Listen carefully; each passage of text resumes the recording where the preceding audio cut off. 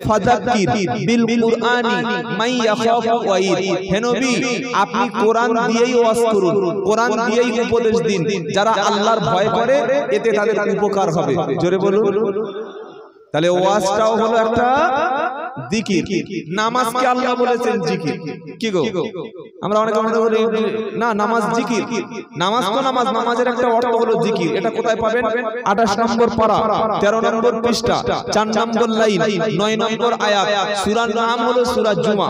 আল্লাহ বলছেন ইয়া আইয়ুহাল্লাযিনা আমানু, ও ঈমানদারেরা, ইযা নুদিয়া লিস-সালাত, যখন তোমাদেরকে নামাজের দিকে ডাকা হবে, মিয়াউমিল জুমা, জুমার দিনে, ফাসাউ ইলা যিকরিল্লাহ, তোমরা আল্লাহর জিকিরের দিকে অর্থাৎ নামাজের দিকে তোমরা দ্রুত চলে এসো। ওয়াদারুল বাই, ব্যবসা বাণিজ্য কাজকর্ম বন্ধ করে জুমার দিন আল্লাহর জিকির অর্থাৎ নামাজের দিকে চলে এলো। নামাজের একটা নাম হলো জিকির। বলুন সুবহানাল্লাহ। 3টে বললাম। 4 নম্বর হলো আল্লাহর আইনকে মেনে নেওয়া হলো জিকির।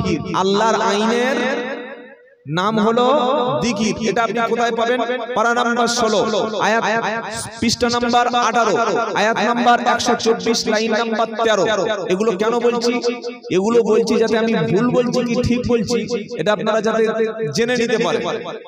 শরীয়তের নামে, ধর্মের নামে বক্তা যখন বক্তব্য করবে, খুব ভালো করে শুনবেন, বক্তা যখন বক্তব্য করবে, বক্তার বক্তব্য হওয়ার দরকার আল্লাহর কুরআন এবং নবীর হাদিস থেকে। কি থেকে বললাম? আল্লাহর কুরআন, নবীর হাদিস থেকে। আপনারা বসিরহাটে যান, বাবা বসিরহাটে যান না বড় মাওলানার দরবারে, ওখানে গিয়ে একটা কিতাব কিনে আনবেন। আমি নাম বলে দিচ্ছি, কিতাবটার নাম হলো ওয়াজ শিক্ষা। কি বললাম? ওয়াজ শিক্ষা। বাংলায় বই আছে। ফুরফুরা শরীফ থেকে একটা কিতাব কিনবেন, নাম বলে দিচ্ছি, যখন যাবেন কিনে নেবেন।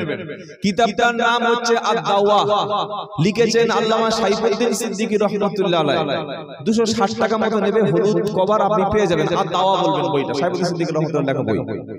এই দুটো বইয়ের মধ্যে আপনি খালি একটু আমার কথাটা মিল করে আর পড়ে নেবেন। আমি যেটা বলে গেলাম, যারা শিক্ষিত ভাই তারা একটু শুনে রাখুন যে ওয়াজ করতে গেলে, বক্তব্য করতে গেলে বক্তার মধ্যে কি কোয়ালিটি থাকা দরকার।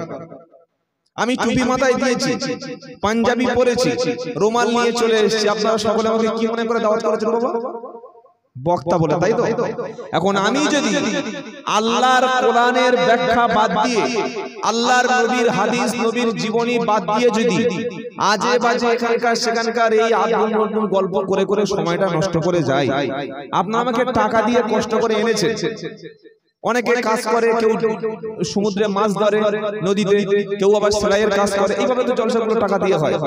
তো টাকা দিয়ে যখন একটা বক্তাকে আপনি মঞ্চে বসিয়ে দিলেন, আপনার দায়িত্ব বক্তার কাছ থেকে আপনার হকটা আদায় করে নেওয়া। কি হক? বক্তাকে বলতে বলবেন। এটা সাইফুদ্দিন সিদ্দিকী রাহমাতুল্লাহ তিনিও বলেছেন। আর বসিরহাট আল্লামা রুহুল আমিন রাহমাতুল্লাহ আলাইহি ওয়াজ শিক্ষা কিতাব, ওটা পড়ে নেবেন, ওতেও লেখা আছে বক্তা যখন কথা বলবে যেন তিনি বিশুদ্ধভাবে কোরআনটা তেলাওয়াত করে। কিছু মনে করবেন না বাবা, পশ্চিম বাংলায় যত বক্তা বক্তব্য করে বেশিরভাগ বক্তা কিন্তু কোরআন পড়তে গিয়ে ভুল করে ফেলে, কোরআনটা সহি করে পড়ার চেষ্টা করে না। অথচ কোরআন সহি করে পড়া ফরজ। জোরে বলুন সুবহানাল্লাহ। নামাজের বাইরে আর ভিতরে কটা ফরজ আছে বাবা? 13টা। যেমন শরীর পাক, কাপড় পাক, জায়গা পাক, সতর ঢাকা, কিবলামুখী হওয়া, ওয়াক্ত না, নিয়ত করা, এগুলো কিসের ফরজ? বাইরের ফরজ। নামাজের মধ্যে কটা ফরজ আছে বাবা? 6টা। ফরজ না জানলে তো নামাজ হবে না। 1 নাম্বার হচ্ছে আল্লাহু আকবার বলে তাকবীরে তাহরিমা বাঁধা, এটা ফরজ। 2 নাম্বার হলো নামাজে কোরআন পড়া। কি একটু বলেন বাবা, শিখে নেন, ফরজ। কেউ যদি নামাজে কোরআন না পড়ে নামাজ হবে? নামাজে যেমন কোরআন পড়া ফরজ, ঠিক কোরআনটাকে কোরআনে যেমন লেখা আছে সেই রকম পড়া ফরজ।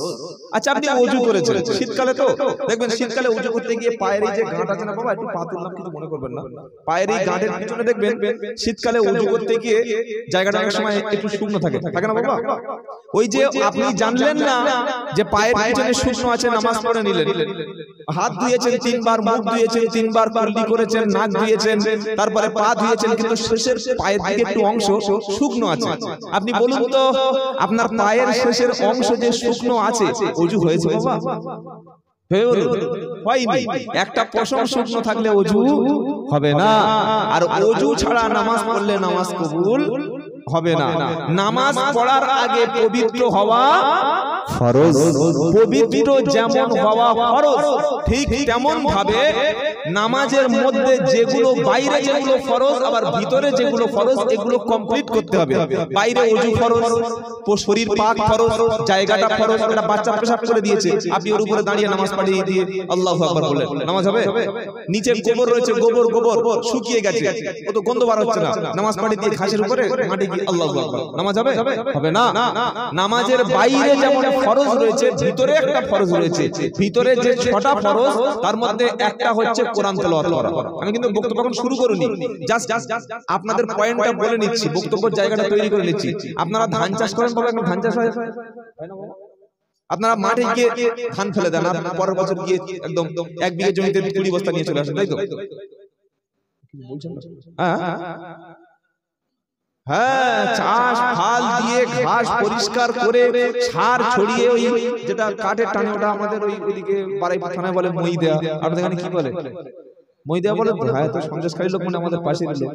কি গো, মই টই দিয়ে রেডি করে এইবার মাথা থেকে পাই ধরে আসে, টুকটুক করে রুই আসে, তাই তো নাকি বাবা? আমি উঠেই যদি বক্তব্য শুরু করে দিই কি বললে কোথাও, এজন্য জায়গাটাকে তৈরি করে নিচ্ছি বাবা। নামাজের ভিতরের একটা ফরজ হলো কোরআন তেলাওয়াত করা। এই কোরআনটা সহিভাবে পড়া ফরজ, এটা মাথায় রাখবেন। ভুল কোরআন পড়লে নামাজ হবে না।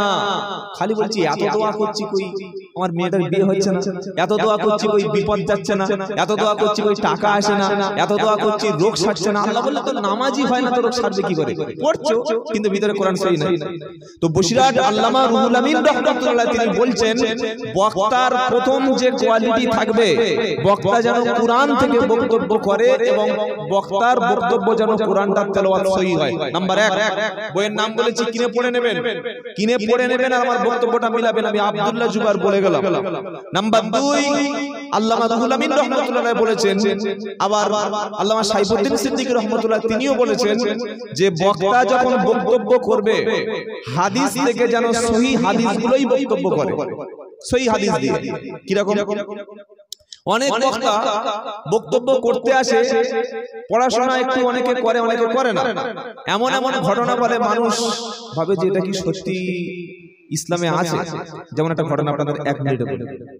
আল্লাহর নবী সাল্লাল্লাহু আলাইহি সাল্লামের কাছে একটা বাচ্চা গিয়েছে, মা বাচ্চাটা নিয়ে গিয়েছে, গিয়ে বলছে হুজুর রেখে একটু বলুন না যে আমার বাচ্চাটা একটু, ওর বাপ মারা গেছে, 1 মাস হচ্ছে, খুব মিষ্টি খায়, খুব মিষ্টি খায়, তার জন্য বলুন না যেন মিষ্টি যেন না খায়।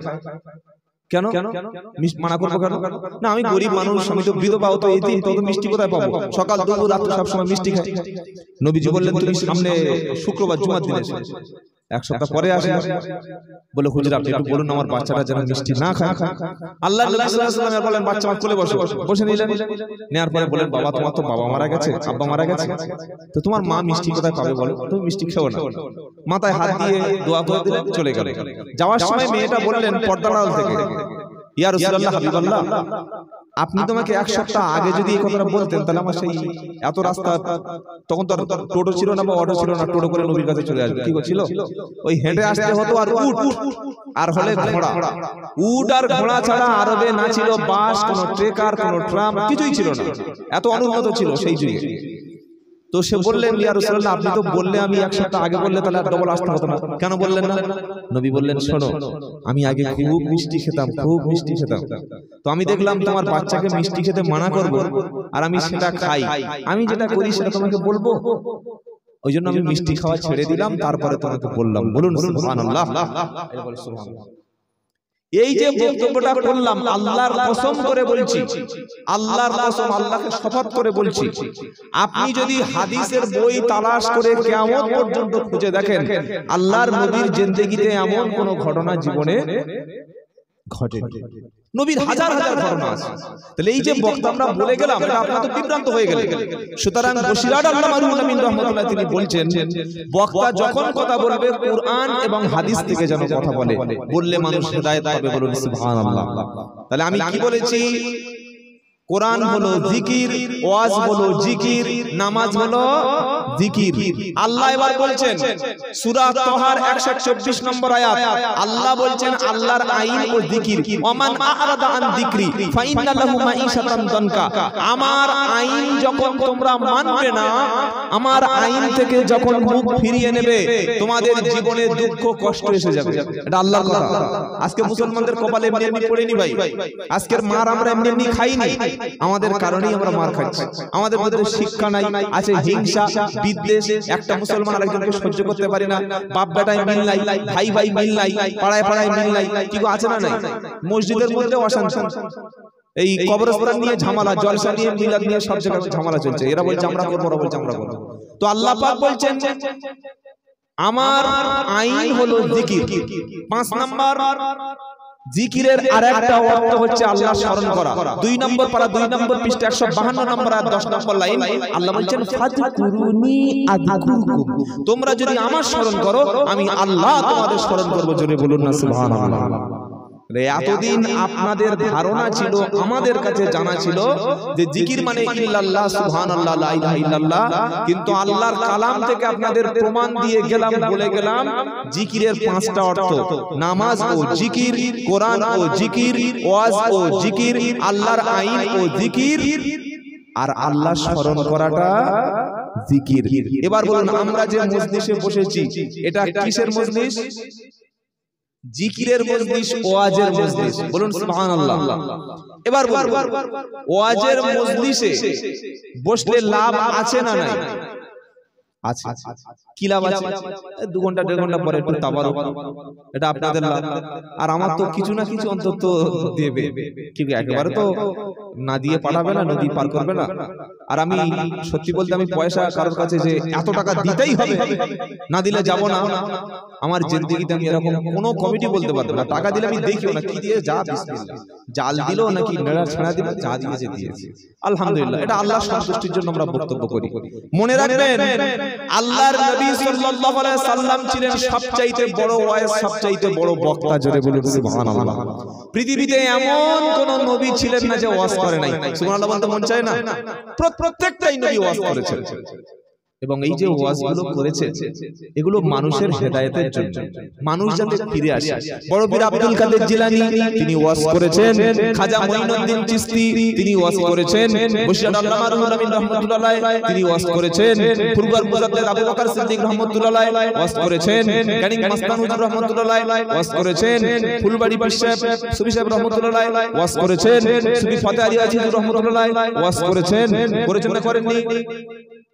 আচ্ছা, কোনদিন এই প্রশ্নটা আপনাদের মধ্যে হয়েছে যে আগে পীর সাহেবরা, আলেমরা বক্তব্য করে চলে গেলে সব মানুষগুলো যেন পাড়ায় একটা পরিবর্তন হয়ে যেত? কিন্তু এখন তো ওয়াজ বেড়েছে, সাউন্ড সিস্টেম, প্যান্ডেল, খাবার টাবার সব বেড়েছে, বক্তার ভিজিট বেড়েছে, কিন্তু বক্তব্যের পরে লোকের হেদায়েত হচ্ছে না কেন? এই প্রশ্ন কোনদিন আপনারা চার দোকানে আলোচনা করেছেন? করেছেন বাবা? এটা আলোচনা করবে। যারা বয়স্ক, দাড়ি পেকে গেছে, আমার বয়স সবে 33 চলছে, 33 এখন হয়নি, যাদের চুল দাড়ি পেকে গেছে, আপনারা নিজেদের প্রশ্ন করুন যে আগে পীর সাহেবরা, আলেম ওলামারা আসলে, আল্লাহওয়ালা ব্যক্তিরা আসলে, জলসার পরের দিন মানুষ পরিবর্তন হতো, দাড়ি চাঁচতো না, মদ খেত না, মিথ্যা বলতো না, মসজিদ ছাড়তো না, নামাজ কাজা করতো না। এটা হতো না? হতো না? একটু প্রশ্ন উত্তরটা দিন। হতো? হতো। আগে মানে 20 বছর 30 বছর আগের কথা বলছি। কিন্তু এখন তো সেই পরিস্থিতি হয় না। এখন কমিটি নামাজ পড়ে, এই যেটা বললাম, এটা পড়লে আর পয়সা মোটেই দেবে না, ভালো করে দেবে। অধিকাংশ জলসার কমিটি নামাজ পড়ে না। কি গো? আর বক্তাদের তো বলে লাভ নাই, প্রচুর বক্তা আছে নামাজ পড়ে। আপনি ভাবতে পারবেন না, খালি একবার নদীটা পার করে গাড়িতে বসে আর এসিটা চালিয়ে দিলে হয়, কখন যে বাড়ি গিয়ে শুয়ে পড়বে আল্লাহ জানে। কি করলে হেদায়েত হবে? কি করে হেদায়েত হবে? ইয়া আইয়ুহাল্লাযীনা আমানু লিমা তাকুলুনা মা লা তাফআলুন। 28 পারা সূরা সাফের মধ্যে আমার আল্লাহ পাকের ঘোষণা, হে বিশ্বাসী ঈমানদারেরা তোমরা সেই কথাটা বলো না, সেই কথাটা বলো না, সেই বিষয়ে ওয়াজ করো না যেটা তুমি নিজে করো না, সেই বিষয়ে যেন তুমি লোককে বলো না। কথাটা কার? জোরে বলেন। কোন মৌলবীর ফতোয়া না, কোন মুফতি সাহেবের বাণী না, আমার আল্লাহর বাণী। আল্লাহ বলছেন সে কথা তোমরা বলো না যেটা নিজে আমল। কি গো তুমি নিজে করছো না, লোকের বললে হবে? পারা নাম্বার 1 সূরার নাম বাকারা। আল্লাহ বলছেন আতা আমরুনান নাসা বিল বিররি ওয়া তানসাউনা আনফুসাকুম ওয়া আনতুম তাতলুনাল কিতাবা আফালা তাকিলুন। 1 পারা 8 নম্বর পৃষ্ঠা 43 নম্বর আয়াতে কোরআনের সূরা বাকারা আমার আল্লাহ বলছে তোমরা মানুষকে সৎ কাজের আদেশ করছো, সুদ খেও না বলছো, মদ খেও না বলছো, নামাজ কাজা করতে নিষেধ করছো, লোকে তুমি উপদেশ দান করো আর তুমি নিজে আমল করো না। কেন তোমরা সেই কথা বলো যেটা নিজে আমল করো না? তোমরা এমনটা যেন করো না মানুষকে ভালো কাজের আদেশ দেবে আর নিজে যখন করবে না। তোমার মতো বিয়াদব পৃথিবীতে একটাও হতে পারে না। আমি লোককে বললাম সুদ খাবেন না বাবা, খবরদার সুদ খাবেন না। আর যে গাড়িটা আমি চড়ে এসেছি ওই গাড়িটার দাম 7,60,000 টাকা, প্রায় 8 লাখ টাকার মতো। তো গাড়িটা তো আর একবারে 7,60,000 টাকা দিয়ে আমরা কিনি না, 2 লাখ টাকা দিয়ে দিলাম, প্রতি মাসে মাসে ইএমআই দিলাম, ইএমআই দিই না। আর ওর সঙ্গে 50,000 টাকা আমাকে বেশি দিতে হলো। কেন বেশি দিতে হলো?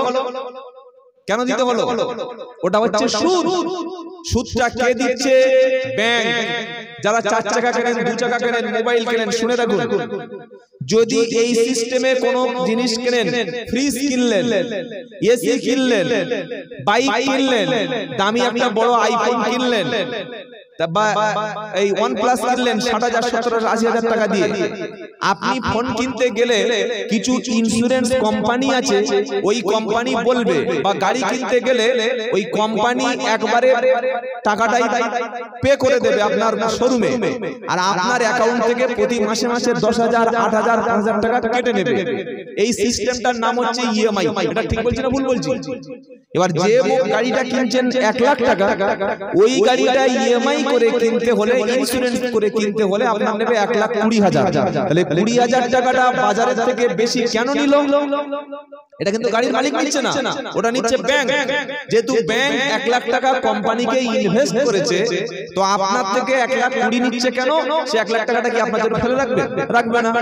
1 লাখ টাকাটা 1 বছর ধরে আপনার কাছ থেকে তুলে নিচ্ছে। এই সিস্টেমটার নাম হচ্ছে ইএমআই ইন্টারেস্ট সিস্টেম। ব্যাংক যদি লোন দিয়ে ইএমআই করে কোনো মাল কেনা হয় আর ওটা যদি আপনার দামটা বেশি হয়, এটা হলো সুদ। তো আমি আব্দুল্লাহ জুবায়ের যদি বলি সুদ খাবেন না, সুদ খাবেন না, সুদ খাওয়া হারাম, আর আমি যদি 8 লাখ টাকার গাড়ি চড়ে যদি ইএমআই করে গাড়ি চড়ে এসে বক্তব্য করি, এবার আপনারা একদম সাধারণ মানুষ হিসেবে বলুন, আমার বক্তব্য শুনে সুদখোর সুদ ছাড়বে না তার পরের দিন থেকে মাল আরো বেশি করে খাবে? বলুন, বুঝতে পারছেন কেন আমাদের কথা কাজ হচ্ছে না? এই বক্তব্য সবাই সহ্য করতে পারে না, হার্ট অ্যাটাক হয়ে যাবে।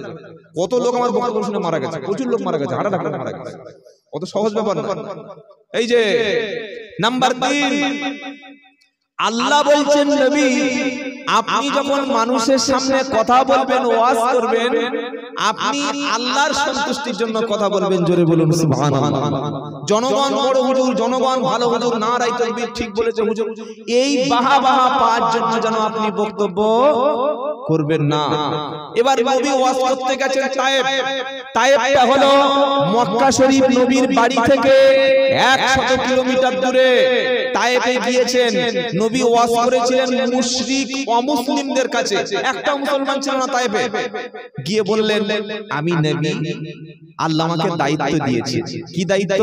ইয়া আইয়ুহার রাসূল বাল্লিগ মা উনজিলা ইলাইকা মির রাব্বিক ফা ইন লাম তাফআল ফামা বাল্লাগতা রিসালাতা ওয়াল্লাহু ইয়াইসিমুকা মিনান নাস। নাস।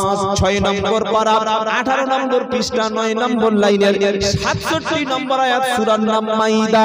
কোন সূরা? জোরে বলেন বাবা। মাইদা। কোরআনের সূরা আছে কটা বাবা জানেন? একটু বলেন বাবা। 1 1 আর 4 মানে কত?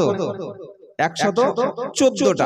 তো প্রত্যেকটা সূরার একটা নাম আছে আর প্রত্যেকটা নামের একটা ব্যাখ্যা আছে। যেমন আমরা প্রথমে পড়ি সূরা ফাতিহা, পড়ি না বাবা? যেটা আমি বসেই পড়লাম প্রথমে। ফাতিহা মানে কি? প্রারম্ভিকা, ভূমিকা, ইন্ট্রোডাকশন, মানে শুরুই হচ্ছে সূরা ফাতিহা দিয়ে।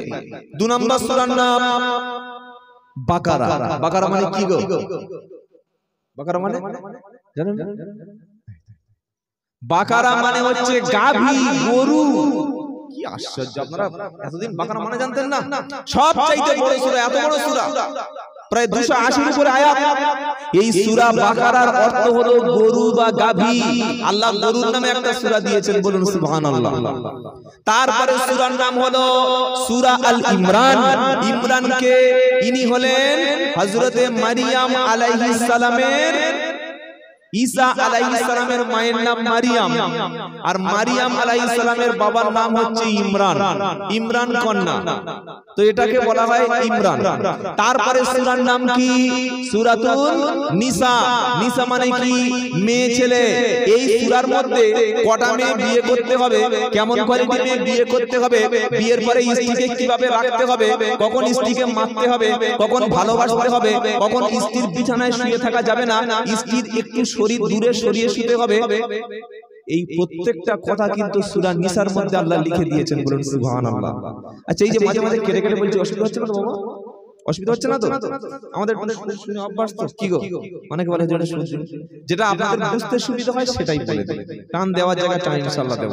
তো সূরা নিসা হচ্ছে মেয়েদের জন্য আল্লাহ সূরা দিয়েছেন, এত বড় বিশাল সূরা, বলুন সুবহানাল্লাহ। তারপরে সূরার নাম হচ্ছে সূরা মাইদা। মাইদা মানে কি জানেন বাবা?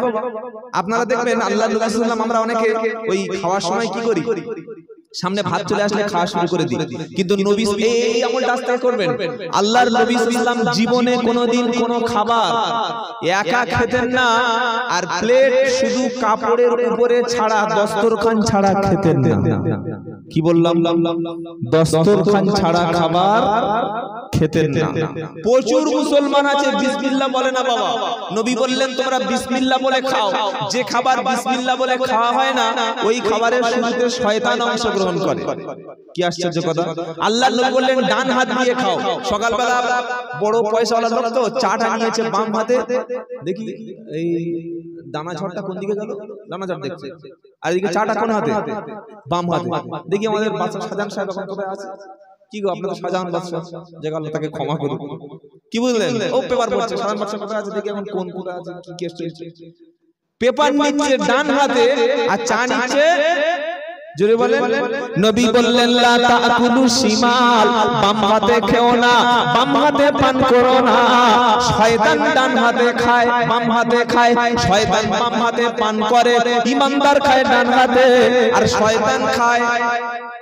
আজ থেকে কোন হাতে খাবো? ডান হাতে খাবো। খাবার সুন্নাতটা শিখে নিন। আল্লাহর নবী সাল্লাল্লাহু আলাইহি ওয়াসাল্লাম যখন খাবার খেতেন, রুটি খেতেন, মাংস খেতেন, গোশত খেতেন, যখন খাবার খেতেন, খাবার প্লেটের তলায় একটা প্লাস্টিক কিংবা একটা কাপড় বিছিয়ে নিতেন। এই কাপড়টার নাম হলো দস্তরখানা। এই দস্তরখানা বিছিয়ে কোন মানুষ যদি খায়, আমার আল্লাহ তার খাবারের মধ্যে অবশ্যই বরকত দান করে দেবে। জোরে বলুন সুবহানাল্লাহ। আমাদের বাড়িতে পীর সাহেব আসলে, মুফতি সাহেব আসলে, ইমাম সাহেব আসলে, বেয়াই সাহেব আসলে, জামাই আসলে, মেয়ে আসলে, নতুন বন্ধু বান্ধব আসলে, আমরা তাদের জন্য দস্তরখান বিছিয়ে দিই, তাদের জন্য প্লেটটা বিছিয়ে দিই। নিজে কিন্তু কখনো দস্তরখানে খাই না। আর আল্লাহর নবী বললেন তোমার বাড়িতে তোমার খাবারে বরকত যদি তুমি পেতে চাও, খাবার আগে তুমি ছোট একটা কাপড় কেটে ওটা রেখে দাও, দস্তরখানায় তুমি খাও। যতদিন দস্তরখানায় খাবে, আমার আল্লাহ তোমার খাবারে তিনি বরকত দান করে দেবেন। আরো জোরে বলুন। আচ্ছা বাবাজিরা, আল্লাহ রাসূল সাল্লাল্লাহু আলাইহি ওয়াসাল্লাম যেটা করেছেন সেটা আমাদের জন্য মেনে নিতে হবে তো? হ্যাঁ না বলুন। আজ থেকে কি আমরা এই নিয়ে এখন থেকে করব যে যতদিন বাঁচবো যেখানেই খাবার খাবো, বাড়িতে হোক, আমার শ্বশুর বাড়ি হোক, আত্মীয় বাড়িতে হোক, আমি একটা দস্তরখান বিছিয়ে নেবো। এই আমলটা কে কে করবেন? দস্তরখানে খাবেন, একটু হাত তুলুন দিকে, আল্লাহ রাসূল খুশি, হাত তুলুন দিকে। নারে তাকবীর! আল্লাহর কসম করে বলছি, আমার এই ছোট্ট জীবনে আমি বহুত জায়গায় বক্তব্য করেছি। আল্লাহ আমাকে আসামে নিয়ে যায়, ঝাড়খণ্ডে, বিহারে, উড়িষ্যা, ত্রিপুরা, তারপরে পশ্চিম বাংলার সব জেলায়, 2 মেদিনীপুর, 2 24 পরগনা, 2 বর্ধমান, হুগলি, হাওড়া, মালদা, দিনাজপুর, জলপাইগুড়ি। আল্লাহর রহমতে আপনাদের দোয়ায় আর আমার আব্বাজানের খাস দোয়ায় আল্লাহ সব জায়গায় নিয়ে যায়। কিন্তু এই যে আপনারা চটচটে হাত তুললেন আর বললেন যে আজ থেকে দস্তরখানে খাবো, এরকম ভালো শ্রোতা বা কবুল করে নেওয়া শ্রোতা আজ পর্যন্ত আমি পাইনি। শুধু আজকে জলসা শুনে কে নামাজ পড়বে, কে দাঁড়িয়ে রাখবে, কে সুদ ছাড়বে ওটা আমি জানি না। শুধু এই একটাই আমল আজ থেকে অন্তত শুরু করবেন। বাড়িতে গিয়ে যখন খাবার খাবেন, আপনার বিবিকে বলবেন যে আব্দুল্লাহ জুবাইর এসেছিল, তিনি বলে গেছেন আল্লাহর নবী সাল্লাল্লাহু আলাইহি ওয়াসাল্লাম জীবনে দস্তরখান ছাড়া খাবার খেতেন না, সুতরাং নবী খেয়েছে মানে আমি খাবো। বলুন ইনশাআল্লাহ। বলে যে দলিল দেন, মা আতাকুমুর রাসূলু ফাকুদুহু ওয়া মা নাহাকুম আনহু ফান্তাহু। 28 পারা 5 পৃষ্ঠা 9 নম্বর লাইনে 7 নম্বর আয়াত, সূরার নাম সূরা হাশর। আর আল্লাহ পাকের ঘোষণা, তোমাদের নবী যেটা দিয়েছে সেটা তোমরা ধরে নাও, নবী যেটা নিষেধ করেছে সেটা তোমরা ছেড়ে দাও। এবার খাওয়ার মধ্যে একটা ভুল আমাদের হয়, বলবো বাবা, বলবো, খাওয়ার পরে কোনোদিন খাবারের ভুল ধরতে নাই। আমরা এই কাজটা করি না যে কোনো দাওয়াত বাড়িতে খেয়ে আসার সময় বার হয়ে মানুষ খায়, কুকুরে এই খাবার খায়, না হয়েছে গোশের লবণ আর মাছ সে কিরকম পচা গন্ধ, আর ডাল সে করছে, কি গো বলি না। আচ্ছা, যে লোকটা দাওয়াত করে খাইয়েছে, এত টাকা খরচ করেছে, তার উদ্দেশ্য ছিল তরকারিটা খারাপ হোক? বলছেন না কেন? না, তার উদ্দেশ্য ছিল আপনি যেন পেট ভরে মন ভরে খেতে পারেন। বাবুর্চি বা রাঁধুনি যদি একটু ভুল করে দেয়, তার জন্য তো খাওয়ার মেজবান যিনি, তার তো ভুল নয়। সেজন্য আল্লাহর নবী বললেন, তোমরা খাওয়ার পরে খাওয়ার জিনিসের কোনো বস্তুতে তোমরা ভুল ধরবে না। যদি পছন্দ না হয়, আল্লাহর নবী কি করতেন? ওই নবীর সামনে খাবার দিয়েছে, নবী দেখছেন আমি খাবো না, পছন্দ নয়, নবী হাত তুলে নিতেন, বাবা এটা তুলে নাও। কিন্তু এই মানুষ খায় কুকুরের খাবার, কে খেতে বলে? এই কথা জীবনে বলতে নাই। এটা করবেন, বলুন ইনশাআল্লাহ। আর খাওয়াতে যদি আপনি খাবারটা ইবাদত হিসেবে কবুল করাতে চান, যে যতক্ষণ খাবার খাচ্ছেন এই খাবার খাওয়ার সময়টা নফল নামাজ হিসাবে আল্লাহর কাছে কবুল হোক, এটা চান ইনশাআল্লাহ? যদি চান, বিসমিল্লাহ বলে খাবার শুরু হবে আর আলহামদুলিল্লাহ বলে খাবার শেষ করবেন। যতক্ষণ খাবেন দস্তরখান বিছিয়ে, আল্লাহর নবীর হাদিস অনুযায়ী নফল নামাজের সওয়াবটুকু খাওয়ার মধ্যেও আল্লাহ দিয়ে দেবে। জোরে বলুন সুবহানাল্লাহ। কত বড় ইসলাম আমরা পেয়েছি, খাওয়াতেও সওয়াব রয়েছে। আল্লাহু আকবার। অনেকে জানা নাই, খেয়ে যাচ্ছে, খাওয়াতে সওয়াব রয়েছে। যদি বিসমিল্লাহ বলে খাই আর খাওয়ার শেষে যদি আজ থেকে আমরা আলহামদুলিল্লাহ বলার অভ্যাস চালু করি, বিসমিল্লাহ খুব কঠিন, এটা বলতে গেলে কি পকেটে টাকা বার করতে হবে যে 500 টাকা দিলাম, বিসমিল্লাহ না, বিসমিল্লাহ 3 সেকেন্ড খাওয়া হয়ে গেল, আলহামদুলিল্লাহ। কি বলবেন? বলেন না আলহামদুলিল্লাহ।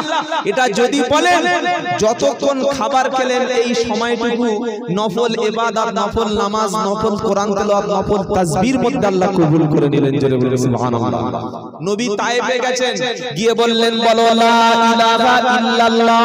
তায়েফের যারা অমুসলিম ছিল মুহাম্মদ সাল্লাল্লাহু আলাইহি ওয়াসাল্লামকে কটু কথা বলতে লাগলো। নবীকে বলল কে তুমি? নবী বললেন আমার আব্বার নাম আব্দুল্লাহ, আমার মায়ের নাম হলো আমি আমি ইতিম নবী। আল্লাহ পাক আমাকে একটা বিশাল দায়িত্ব দিয়েছে। ওই দায়িত্বটা হলো আল্লাহ তাআলা আসমান থেকে একটা কিতাব পাঠিয়েছে। ওই কিতাবটা আল্লাহ तमाम বিশ্বের জমিনে আমি নবী মুহাম্মদ মুস্তাফা সাল্লাল্লাহু আলাইহি সাল্লাম আমাকে প্রচার করার দায়িত্ব দিয়েছেন। জোরে বলুন। তাই আমি 100 কিলোমিটার দূর থেকে ছুটে এসেছি। এই পুষ্করিণীর মুসলমানেরা, আপনি চিন্তা করুন, সেই যুগে ঘোড়া আর উট ছাড়া অন্য কিছু ছিল না। আল্লাহর নবী পায়ে হেঁটে গেলেন, উটের পিঠে চড়ে 100 কিলোমিটার দূরে নবীজি চলে গেলেন। সেখানে অমুসলিমদের কাছে আল্লাহর নবী কলেমার বাণীটা প্রচার করতে শুরু করলেন। নবী যখন কলেমার বাণী প্রচার করতে গিয়েছিল, মানুষকে মুসলমান হওয়ার জন্য আল্লাহর কোরআন শোনাতে গিয়েছিল, ওয়াজ করতে গিয়েছিল। ওই তায়েফে ওয়াজ করার পরে আল্লাহর নবীকে খাইয়ে দাইয়ে 20,000 টাকা হাদিয়া দেওয়া হয়েছিল। কি বলছেন? কি বলছেন? আল্লাহর নবী ওয়াজ করে চলে আসছেন, নবীকে খাইয়ে দিয়ে 20,000 টাকা ইয়া রাসূলুল্লাহ নিয়ে দেওয়া হয়েছিল। আরে বলছেন না কেন? না, টাকা কোথায় দেবে? যখন নবী বললেন কোনো অপরাধ নবী নাই, নবী তো মাসুম বিগুনাহ, বলুন না সুবহানাল্লাহ। পৃথিবীর সব মানুষের ভুল আছে, প্রত্যেকটা মানুষের গুনাহ আছে, কিন্তু আল্লাহর নবীদের কোনো গুনাহ নাই, কোনো ভুল নাই, কোনো রকমের ভুল নাই। নবীরা বিগুনাহ মাসুম, বলুন সুবহানাল্লাহ। আরে এত সুন্দর দেখতে বিশ্ব নবী, হাসলে আকাশের চাঁদ হার মেনে যেত, বলবেন না সুবহানাল্লাহ। নবী রেগে গেলে, আমরা রেগে গেলে কি বলি না, বলি। কিন্তু আল্লাহর নবী রেগে গেলে মুখটা ঘুরিয়ে নিতেন, মুখটা ঘুরিয়ে নিতেন। রেগে গেলে তাকে প্রতিশোধ দিতেন না। আমরা তো প্রতিশোধ দিই। কি গো, নবীর মসজিদে পেশাব করেছে, নবী নিজে সাহাবাদের বলেন ধুইয়ে দাও। আর আমাদের জলসায় যদি একটা বাচ্চা, যদি একটা 8 বছরের বাচ্চা পেশাব করে, ওর বাপের জামার কলার ধরে, এই তোর আক্কেল নাই, হুঁশ নাই, নবী দিবস ওয়াজ করছে, বাচ্চা মুতেছে। এটা আমাদের অভ্যাস। কিন্তু আল্লাহর নবীজি জীবনে কাউকে প্রতিশোধ নিতেন না, বলুন সুবহানাল্লাহ। তাই কবি বলছে, সুন্দরতম আখলাক ছিল দয়াল নবীজির, দিনের তরে ছিলেন তিনি অতি বড় বীর। জোরে হবে না? আচ্ছা, এই যে সুবহানাল্লাহ বললেন, এতে লাভ আছে? কি লাভ আছে জানেন? যখন কেউ বলল সুবহানাল্লাহ, আল্লাহ তাআলা জান্নাতে তার একটা গাছ লাগিয়ে দিয়েছেন, বলুন সুবহানাল্লাহ। আর যদি কেউ বলে সুবহানাল্লাহি ওয়া বিহামদিহি সুবহানাল্লাহিল আযীম, পুরো শব্দটা যদি বলতে পারে, তাহলে সেই ব্যক্তির মিজানের পাল্লাটা সবচাইতে আল্লাহ ভারী করে দেবে। কবি কি বলছে? সুন্দরতম আখলাক ছিল দয়াল নবীজির। এই দুটো বক্সটা একটু বাড়াতে হবে। মাইক ম্যান কই, একটু এখানে আসেন তো ভাই, দেখি এই আমার দিকে যে টিউটার সাউন্ডটা রয়েছে একটু হালকা বাড়াতে হবে। আরে গরম পানি ব্যবস্থা হয়নি, কারণ আমার তো প্রতিদিন প্রায় 3.5 ঘন্টা 4 ঘন্টা করে বক্তব্য করতে হয়, মাঝে মাঝে 5 ঘন্টাও হয়ে যায়। এই কালকে ছিলাম পশ্চিম মেদিনীপুর কেশপুর, পুরো প্রায় 3 ঘন্টা মতো বক্তব্য। তার আগের দিন এরকম প্রায় 3 ঘন্টা 20 মিনিট এরকম বলতে হয়। আমি তো ওরকম ফাঁকিবাজ বক্তা নই যে 2 ঘন্টা হয়ে গেছে, চলো এবার আমার আরেক জায়গায় যেতে হবে, ও এরকম লোক আমি নই, আল্লাহর কসম করে বলছি। একটাই করে প্রোগ্রাম করি, যতক্ষণ মানুষ শুনতে চায়, মানুষ বুঝতে চায়, ততক্ষণ আলহামদুলিল্লাহ কথা বলি, এবং চেষ্টা করি আল্লাহর কোরআন আর নবীর হাদিস দিয়ে কথা বলা, বলুন না সুবহানাল্লাহ। তো কি বলছেন কবি? সুন্দরতম আখলাক ছিল দয়াল নবীজির, দিনের তরে ছিলেন তিনি অতি বড় বীর। ভাই সাউন্ড ওকে আছে? এই দুটো টিউটার একটু বাড়িয়ে দাও। এত বড় নবী, এত সম্মান নবী, জীবনে একটা মানুষকে কোনোদিন থাপ্পড় মারেনি, বলবেন না সুবহানাল্লাহ। নবীকে মেরেছে আর নবী দোয়া করছে। কি নবী গো? আচ্ছা, আমাদের মারলে আমরা দোয়া করবো নাকি কেস করে দেবো? আরে বলছেন না কেন? যদি কেউ আমাদের গায়ে হাত দেয় দোয়া করবো যে আল্লাহর ক্ষমা করো, জান্নাত করবে এরকম, নাকি থানায় কেস করে দেবো? দাঁড়া, টাইট করে দিচ্ছি। কি গো? আর কবি কি বলছেন? সবাইকে তিনি করিতেন ক্ষমা, করুক যতই বড় ভুল। সবাইকে তিনি করিতেন ক্ষমা, করুক যতই বড় ভুল। নামটি তাহার বিশ্ব নবী মুহাম্মদ রাসূল। সুন্দরতম আখলাক ছিল দয়াল নবীজির, দিনের তরে ছিলেন তিনি অতি বড় বীর। তাইফে গেছে 100 কিলোমিটার দূরে, পয়সা নাই, খালি ওয়াজ করতে চলে গেছে কাফেরদের কাছে, অমুসলিমদের কাছে, মুশরিকদের কাছে। গিয়ে খালি বলছে আমাকে মেনে নাও, আর একটাই কথা বলো, লা ইলাহা ইল্লাল্লাহ। তাইফের লোকেরা বলল তুমি কে? নবী বললেন আমি ইতিম, আমার আব্বা বেঁচে নাই, মা আমার মারা গেছে, আল্লাহ আমাকে নবী করে পাঠিয়েছে। তাইফের মানুষেরা নবীর ওয়াজ শুনলো না, বরং উল্টে নবীর সামনে বলে দিল, আল্লাহ পৃথিবীতে আর কাউকে কি নবী করে পাঠাতে পারলো না, তোমাকে নবী করে পাঠিয়েছে। একটা ধনী মানুষের বাড়ির ছেলে তো নবী হওয়ার কথা ছিল, আল্লাহর নবীকে পাগল বলতে শুরু করলো।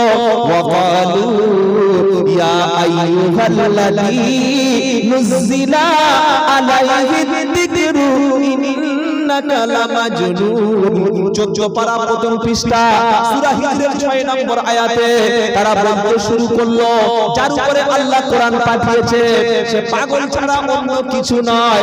আল্লাহ পাক বলছে, হাবিব ওরা তোমাকে পাগল বলেছে, তুমি তো পাগল নাও, পাগল নাও। তাহলে নবী কি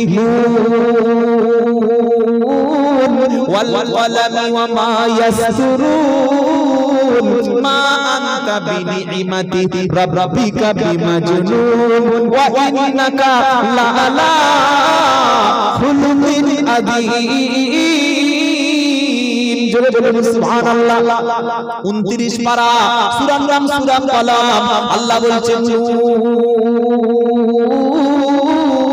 والقلم وما يسطرون ما أنت بنعمة ربك بمجنون। হাবিব গো, ওরা আপনাকে পাগল বলে আপনাকে অপমান করেছে, আমি আল্লাহ আপনাকে শুনিয়ে দিলাম আপনার রবের দয়া, আল্লাহর দয়ায় আপনি পাগল নন, পাগল নন, আপনি হলেন একজন শ্রেষ্ঠ মানুষ। জোরে বলুন কেমন শ্রেষ্ঠ মানুষ? ওয়ামা আরসালনাকা ইল্লা রাহমাতাল লিল আলামিন। বিশ্ববাসীর জন্য, মুসলমানদের শুধু আপনি নবী নন, ইহুদি খ্রিস্টান জৈন বৌদ্ধ হিন্দু নাসারা সবার জন্য আমি আল্লাহ আপনাকে দয়ার সাগর হিসাবে বানিয়ে দিলাম। আপনার চরিত্রটা ওটাও বলে দিলাম, নবীর চরিত্র আল্লাহ বলছে। কি গো, আমরা পঞ্চায়েত থেকে ওই সার্টিফিকেট নিই না, ক্যারেক্টার সার্টিফিকেট, কোন কাজে গেলে ক্যারেক্টার সার্টিফিকেট লাগে, আর আল্লাহ নবীর সার্টিফিকেট দিচ্ছে। কি বলছে? ওয়া ইন্নাকা লাআলা খুলুকিন আযীম। হে আমার হাবিব, আপনি মহান চরিত্রের উপরে প্রতিষ্ঠিত। পৃথিবীতে একটা নেতার নাম বলুন, বিদ্যাসাগর, রবীন্দ্রনাথ ঠাকুর, মাইকেল মধুসূদন দত্ত, কাজী নজরুল ইসলাম, তারপরে বঙ্কিমচন্দ্র চট্টোপাধ্যায়, পৃথিবীর যে কোনো সাহিত্যিক দার্শনিক সব লোকের নাম বলুন। ওই লোকদেরকে জিজ্ঞাসা করুন যে বাবা তুমি তো অনেক বড় কবি, বড় সাহিত্যিক, বড় দার্শনিক, বড় নেতা, বড় নেত্রী, জীবনে কোনোদিন তুমি কি মিথ্যা কথা বলেছিলে? একজন লোক চ্যালেঞ্জ করে বলতে পারবে না যে আমার জীবনে আমি মিথ্যা কথা বলিনি। কে বলতে পারবে? আল্লাহর নবী বলতে পারবে আমি মিথ্যা বলিনি। বলুন সুবহানাল্লাহ। এমন কি হাসির ছলে কথা বলেনি গো? আমরা অনেক সময় ঠাট্টা করে কথা বলি না? কি গো, ঠাট্টা করে বউকে বলছে জানো তোমার জন্য একটা ভালো জিনিস কিনেছি, বলছে দাও দাও না, ইয়ার এটা মিথ্যা হলো না? বাচ্চাকে ঘুম পড়াচ্ছে, হে বাবা ঘুমো, বাঘ আসছে, ঝড় আসছে, এই যে হাসি ছলে মিথ্যা কথা, এটাও আল্লাহর নবী জীবনে বলেনি। বলুন সুবহানাল্লাহ। বলে আপনি কি করে বুঝলেন? চলুন দুটো ঘটনা বলি। একদিন হযরত বেলাল রাদিয়াল্লাহু আনহু মদিনার মসজিদের মুয়াজ্জিন, উনি একটা মোরগ জবাই করছে। কি জবাই করছে? মোরগ। আচ্ছা বাবা, আপনারা হাঁস মুরগি জবাই করেন, কি দোয়া বলে? ওটা হুজুর তাই তো। হাঁস, মুরগি, উট, দুম্বা, গরু, ছাগল জবাই করার দোয়া হলো বিসমিল্লাহি আল্লাহু আকবার। এটা মুখস্থ সবার আছে না বাবা? কথা বলছেন না কেন? বিসমিল্লাহি আল্লাহু আকবার, এটা বলে আপনার মুখ থাকবে কিবলার দিকে, আর পশু পাখি বা ছাগল বা গরু বা দুম্বা বা হাঁস বা উট তার মাথাটা থাকবে উত্তর দিকে। আপনার মুখ থাকবে কিবলার দিকে আর পশু পাখির মাথা থাকবে দক্ষিণ দিকে। এইভাবে মানে বিসমিল্লাহ বলে জবাই করবে, হালাল হয়ে যাবে। তবে কুরবানির সময় একটা দোয়া আছে, ওইটা একটু মুখস্থ করতে হয়। জবাইয়ের দোয়া হলো বিসমিল্লাহি আল্লাহু আকবার। এটা মনে থাকবে, এটা যে কোনো লোক জবাই করতে পারে। আমি মাওলানা সাহেব নয়, মুফতি সাহেব নয়, আরে আপনি তো মুসলমান। মুসলমান জবাই করলে তার হাতে খাওয়া হালাল। বলুন সুবহানাল্লাহ। তো বিলাল জবাই করছে মোরগ, আর নবী বললেন মোরগদের গালি দিও না। অনেক সময় রাত 3টে থেকে মোরগ করে ডাক দিতে শুরু করে, তখন পাড়ার মেয়েরা বলে সব বাচ্চা ঘুমাচ্ছে। আল্লাহর নবী বলছেন খবরদার মোরগকে গালি দিও না। কেন? মোরগ হলো আজান দেয়। বলুন সুবহানাল্লাহ। হযরত বেলাল রাদিয়াল্লাহু আনহু তিনি মোরগ জবাই করছেন আল্লাহর নবীর সামনে। আমার নবী বললেন সাহাবারা, এই দেখো দেখো সাহাবারা, একটা মুয়াজ্জিন আরেকটা মুয়াজ্জিনকে জবাই করছে। সাহাবারা বললেন হুজুর বেলাল তো মুয়াজ্জিন, মোরগ মুয়াজ্জিন কেন? নবী বললেন মোরগ তো আজান দেয়, যে আজান দেয় তার জোরে বলেন মুয়াজ্জিন। আমাদের মসজিদে মুয়াজ্জিন থাকে, অনেক মসজিদে মুয়াজ্জিনের পয়সাও দেয় না। কি গো, বিনা পয়সা চালাচ্ছে? এটা উচিত না বাবা। সবচেয়ে গুরুত্বপূর্ণ সওয়াবের কাজ মুয়াজ্জিনের কাজ। যে ব্যক্তি আল্লাহর খুশির জন্য, আল্লাহর সন্তুষ্টির জন্য 12 বছর মসজিদে আজান দেবে, আমার আল্লাহ এই ব্যক্তি মরণের পরে তার জন্য জান্নাত ওয়াজিব করে দেবে। কত বড় সওয়াব! আরেকটা হাদিসে নবী বলেছেন মসজিদে আজান দেওয়ার সওয়াব আর প্রথম কাতারে নামাজ পড়ার সওয়াব, এটা যদি লোকেরা জানতো তাহলে প্রতিযোগিতা শুরু করতো, কে মসজিদে আজান দেবে আর কে প্রথম কাতারে দাঁড়িয়ে নামাজ পড়বে। জোরে বলুন না সুবহানাল্লাহ। আল্লাহ তাআলা তার প্রিয় হাবিবকে বললেন যে ওরা আপনাকে পাগল বলেছে, তো আপনি পাগল নন, আপনি বিশ্ব নবী। বলুন সুবহানাল্লাহ। আপনি রহমাতুল লিল আলামিন, আপনি সবাইকে তো ক্ষমা করেন। এবার তারা দেখলো যে আল্লাহর নবী দ্বীন প্রচার করতে এসেছে, ওয়াজ করতে এসেছে। নবী বলছে দেখো বাবা, তোমরা যদি মুসলমান না হও আমার কোনো ক্ষতি নাই, আমার দায়িত্ব আমি বলে গেছি। আচ্ছা এই জলসাটা বা নবী দিবসটা গ্রামের সবাই দিয়েছেন কষ্ট করে, কেউ যদি কাল থেকে দাড়ি চাঁচে বা মিথ্যা বলে বা সুদ খায় না, নামাজ না পড়ে, এর জন্য আল্লাহ কি এই কমিটি ধরে কি আমাদের মানে আযাব দেবে? না। বক্তাকে দেবে না, ইমাম সাহেবকে দেবে না। কেন? আমাদের দায়িত্ব হচ্ছে আপনাদের কাছে পৌঁছে দেওয়া। যদি মানেন ডবল লাভ, আর না মানলে আপনাদের জবাব আপনারা দেবেন। তো নবী বলছেন আমি তো বলেছি তোমরা যদি মুসলমান না হও কোনো অসুবিধা নাই, কিন্তু আমি চলে যাচ্ছি, মক্কা থেকে এসেছি, মক্কা শরীফে খবরটা পাঠিয়ে দিও না। তারা বলল প্রত্যেকটা বাচ্চাকে হাতে পাথর তুলে দিল, বলল মুহাম্মদ সাল্লাল্লাহু আলাইহি ওয়াসাল্লামকে মারতে শুরু করো। আপনি অবাক হয়ে যাবেন, বিশ্ব নবীর এত চেহারা, এত নূর। হযরতে আনাস তার বাড়িতে নবীকে দাওয়াত করেছেন রাত্রিবেলা, খেয়ে চলে আসছেন নবী। হযরতে আনাসের মা রাদিয়াল্লাহু আনহা তিনি একবার রাসূলের দিকে তাকাচ্ছেন, একবার চাঁদের দিকে তাকাচ্ছেন, রাসূল পাক সাল্লাল্লাহু আলাইহি ওয়াসাল্লামের দিকে তাকাচ্ছেন, চাঁদের দিকে তাকাচ্ছেন। বৃদ্ধ মানুষ তো। হযরতে আনাস বললেন আম্মা জান, চাঁদের দিকে তাকাচ্ছেন একবার, বিশ্ব নবীর দিকে তাকাচ্ছেন একবার, কি ব্যাপার আমি বুঝতে পারলাম না। হযরতে আনাসের মা বললেন হে আমার বেটা, আমি চাঁদের দিকে তাকালাম, নবীর দিকে তাকালাম, চাঁদের দিকে তাকালাম, নবীর দিকে তাকালাম, দুটোকে কম্পেয়ার করে দেখলাম, চাঁদের মধ্যে কালো কালো দাগ আছে। কি গো, আছে না নাই? ওটা কি বলুন তো? চাঁদের দাগটা কি? ওই বুড়ি ওখানে বসে বসে সুতো কাটে, দুধ দেয়, তাই তো? না, ওটা চাঁদের বড় বড় পাহাড়। বিজ্ঞানীরা বলেছেন চাঁদে বড় বড় গর্ত রয়েছে, বিশাল বড় বড়, ওই জন্য ওটা কালো কালো মতো লাগে। আনাস রাদিয়াল্লাহু তাআলা আনহুর মা তিনি বললেন আমি চাঁদের দিকে তাকালাম, নবীর দিকে তাকালাম, দুটোকে কম্পেয়ার করে দেখলাম, বিশ্ব নবীর নূরের কাছে আকাশের চাঁদ হার মেনে গেছে। আর কবি বলছেন নূর নূর নূর আজি নূর এসেছে, আমিনার কোলে আজি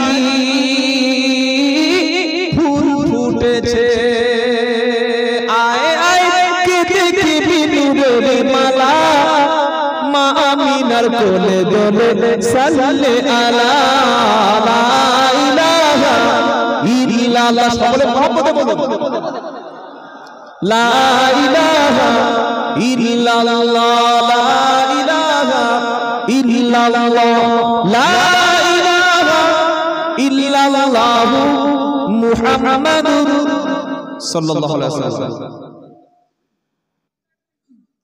বাবা আমার কথা কারো অসুবিধা হচ্ছে না তো বাবা? কারোর ক্ষতি হচ্ছে না তো? অনেক জায়গায় বিভিন্ন লোক থাকে, কি ভালো আমার কথা শুধু বুঝে নিতে পারলে ভালো। এবার নবীকে পাথর মারছে, চিন্তা করুন বিশ্ব নবীর নূর, শরীর চেহারা এত আলো, এত সুন্দর চেহারা। আম্মা জান আয়েশা বলছেন রাসূলের স্ত্রী যে মিশরের নারীরা ইউসুফ আলাইহিস সালামকে দেখে না থাকতে পেরে পাগল হয়ে গিয়ে হাতের আঙ্গুলগুলো কেটে ফেলেছিল। বাবা ঘটনা জানেন না? কেটেছিলেন। ওই নারীরা যদি আল্লাহর নবীকে জীবনে একবার দেখতেন, ও হাত কাটতে কাটতে কলিজা কখন কেটে দিতে টের পেত না। বলুন সুবহানাল্লাহ। এই রকম বিশ্ব নবীর শরীরে জিসম মোবারকে তারা পাথরগুলো ছুঁড়ে ছুঁড়ে মারছে না। নবী তো কেউ নাই, না আছে পুলিশ, না আছে প্রশাসন, কোনো ব্যক্তি কেউ নাই। নবী চলে যাচ্ছেন, আল্লাহ চলে যাচ্ছেন মক্কার দিকে ফিরে।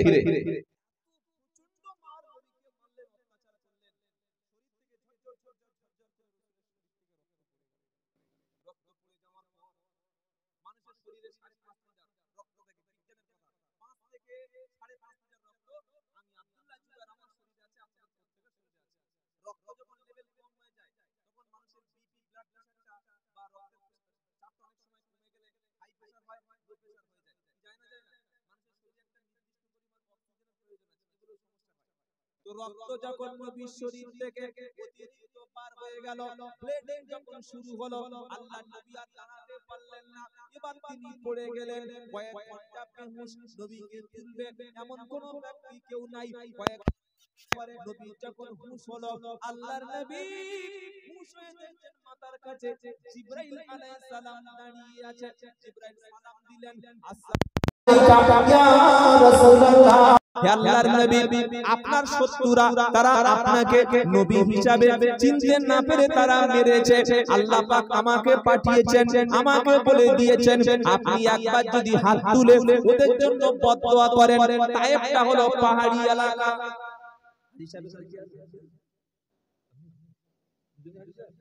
মাশাআল্লাহ, আল্লাহ কবুল করুন। তায়েফ আছে, তায়েফ প্রচুর পাহাড়, হ্যাঁ প্রচুর বড় বড় পাহাড়।